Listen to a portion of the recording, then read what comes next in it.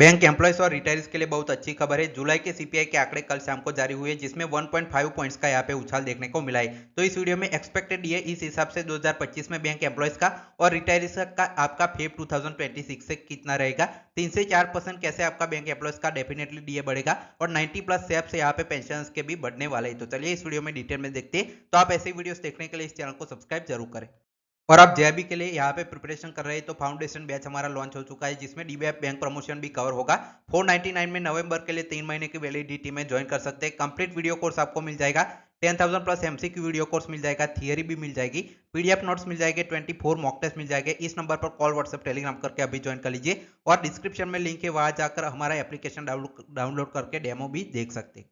तो सबसे पहले जो रेगुलर बैंक एम्प्लॉय है 12 बीपीएस के बाद उनका डियरनेस अलाउंस क्या रहेगा वो देख लेते हैं एक्सपेक्टेड नवंबर 2025 से।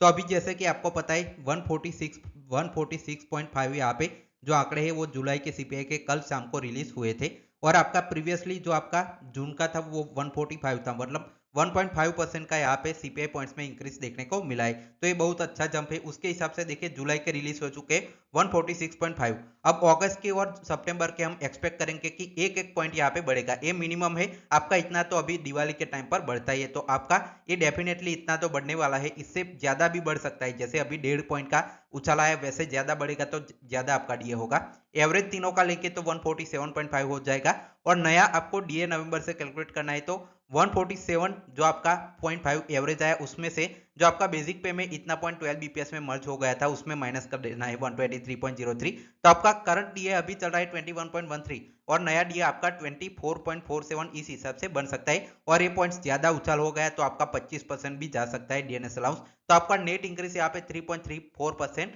डेफिनेटली आपको देखने को मिलेगा। तो ये बहुत अच्छी खबर है जो रेगुलर बैंक एम्प्लॉय से या 1 नवंबर 2022 के बाद रिटायर हुए हैं उनके लिए। अब चलिए जो बैंक रिटायरीज है उनका डीएनएस अलाउंस कैलकुलेट करते हैं।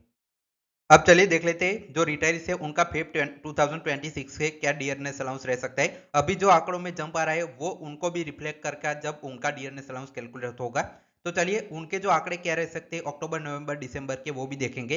तो पहले समझ लेते हैं। देखिए अप्रैल मई जून के सीपीआई ऑलरेडी रिलीज हुए थे जिसका आपको अगस्त में डीएनएस अलाउंस अभी डीएनएस रिलीफ आपको पेड हुआ था। इसके जो आपके आंकड़े हैं और सीपीआई पॉइंट से एवरेज आप देख सकते हैं स्क्रीन पर। अब नए स्लैब्स आपको कैसे फाइंड करने हैं तो देखिए जो आपका फेब 2026 का डीए कैलकुलेट करना पड़ेगा तब आपको अक्टूबर नवंबर दिसंबर 2025 के जो सीपीआई के पॉइंट है वो चाहिए होंगे, तब जाकर आप फेब का यहाँ पे कैलकुलेट कर पाएंगे। तो जैसे कि आपको मैंने अभी आपको वीडियो में देखा होगा 146.5 आपका आया है जुलाई का। अगस्त का हमने माना था 147.5 और 148.5 यहाँ पे सितंबर का मानते। तो अक्टूबर का उस हिसाब से 149 यहाँ पे आएगा तो मानेंगे 149 का यहाँ पे देखने को मिलेगा।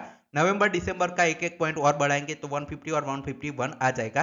तो इन तीनों का यहाँ पे सीपीआई पॉइंट से 2016 सीरीज से यहाँ पे 1960 में कन्वर्ट करेंगे तो आपका ये जो एवरेज सीपीआई पॉइंट है वो 9860.79 आ जाएगा। अब नए स्लैब फाइंड करने के लिए इसको जो आपका ऑलरेडी पेड अगस्त में हुआ था उसके एवरेज से माइनस कर देना है। तो आपका नया एवरेज यहाँ पे 3 जो इंक्रीज है वो 383.5 यहाँ पे पॉइंट्स का आ जाएगा। उसको 4 से डिवाइड करेंगे तो स्टेप में कन्वर्ट हो जाएगा।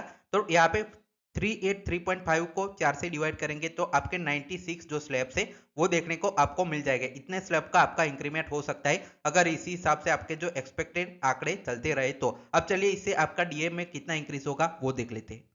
तो ये पूरा डीए का टेबल है अगस्त 2025 के हिसाब से जो रिटायरीज को डीए अभी मिल रहा है वो आप देख सकते हैं। जो आपका 5 बीपीएस से लेकर 11-12 बीपीएस तक का ये पूरा है। 5 बीपीएस का आप देख सकते हैं, 6 बीपीएस 7 बीपीएस का देख सकते हैं रिटायर्स, 8 9 10 11 और 12 बीपीएस के हिसाब से अभी डीएनएस अलाउंस इतना चल रहा है। अब मैं जो कैलकुलेशन करके दिखाऊंगा उसमें आपका कितना डीए ये अभी आपका चल रहा है उसमें कितना हाइक हो सकता है वो कैलकुलेशन आपको स्लैब्स के हिसाब से करके मैं चलिए आप सभी को दिखाता हूँ।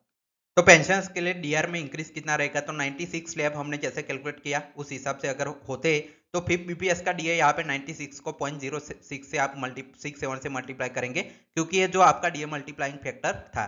तो 64.32% आपका डीए बढ़ेगा 5 बीपीएस में। वैसे ही 6 बीपीएस में 33.6 बढ़ेगा, 7 बीपीएस में 23.04 बढ़ेगा। अभी आपका जो है उसमें इतना ऐड कर दीजिए तो आपका नया डीए आ जाएगा।